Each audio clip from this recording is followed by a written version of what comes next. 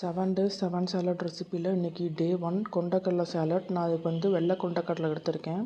Over night ஊற வச்ச வெள்ளை கொண்டக்கடலை குக்கரில் சேர்த்துக்கிறோம். 1 டம்ளர் தண்ணி ஊற்றிட்டு தேவையான அளவு உப்பு சேர்த்துட்டு குக்கரை மூடிட்டு ஒரு 5 விசில் விட்டு இறக்கிக்கலாம். அடுத்து ஒரு பெரிய வெங்காயத்தை தோல் சீவிட்டு நல்லா பொடியாக நம்ம கட் பண்ணி எடுத்துக்கலாம். சாலட் செய்யும்போது இந்த மாதிரி வெங்காயத்தை நம்ம பொடியாக கட் பண்ணால் தான் அதனுடைய டேஸ்ட் சாலட் சாப்பிடும்போது அந்த வெங்காயத்தோட டேஸ்ட் நமக்கு தெரியும். அதனால் நம்ம இப்படி பொடியாக நம்ம இந்த சைஸுக்கு கட் பண்ணி எடுத்துக்கலாம்.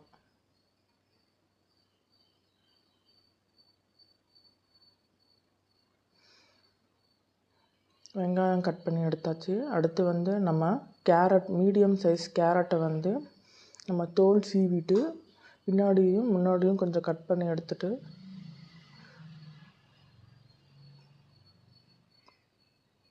இந்த மாதிரி தோல் சீவிட்டு துருவி எடுத்துக்கலாம்.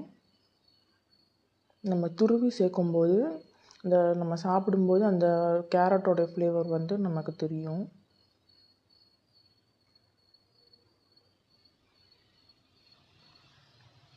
கேரட் துருவி எடுத்தாச்சு. டெய்லி நம்ம இது மாதிரி ஒரு சாலட் எடுத்துக்கிட்டோம் அப்படின்னா ரொம்ப ஹெல்த்தியாக இருக்கும்.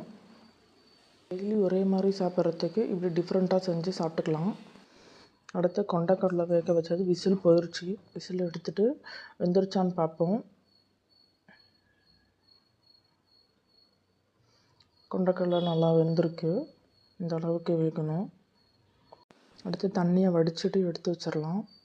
ஒரு பேனில் கீ ஆட் பண்ணிவிட்டு வேக வச்ச கொண்டக்கடலை, 1 ஸ்பூன் கரம் மசாலா, 1 ஸ்பூன் உப்பு, 1 ஸ்பூன் மிளகுத்தூள், 1 ஸ்பூன் மிளகாத்தூள், 1 ஸ்பூன் சாட் மசாலா போட்டு பிரட்டி எடுத்துடலாம்.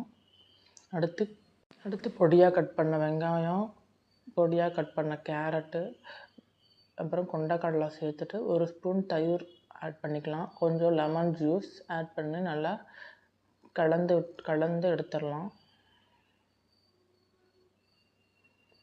கொண்டக்கடலை சாலட் ரெடி ஆயிடுச்சு.